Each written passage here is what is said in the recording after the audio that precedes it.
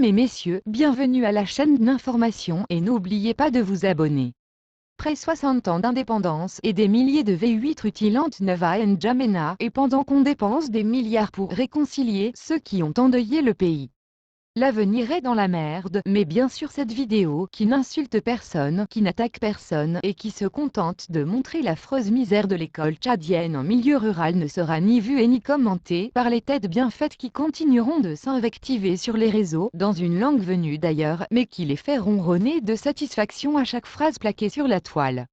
Bien sûr on va s'énerver, on va accuser le Midi et les élites, avec raison d'ailleurs, mais cette vidéo qui ne montre ni les beaux massifs du Tibesti, ni les monts de l'âme ou la réserve de Zakouma, ni les danses des mariés et leurs aînés, et ni les photos des cadeaux de la fameuse Valentin, et ni ne sera probablement jamais partagée, car elle interpelle chacun et chacune de nous.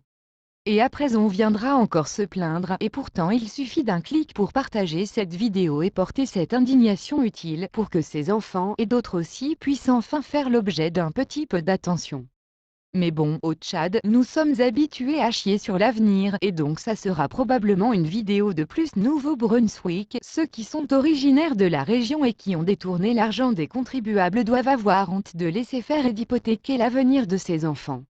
Avec tout l'argent volé, les Bedets, les Aboud et les autres pourraient facilement construire des écoles pour cette génération, mais ils préfèrent amasser des richesses qu'ils n'emporteront jamais dans leur tombe.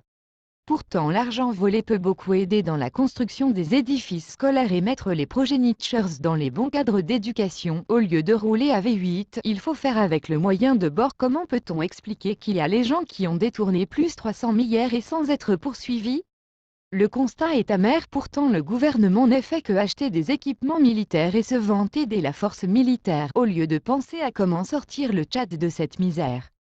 Ainsi il faut arrêter d'acheter les véhicules de luxe et partager aux particuliers de l'État et songer à garantir l'avenir de l'école des enfants au Tchad.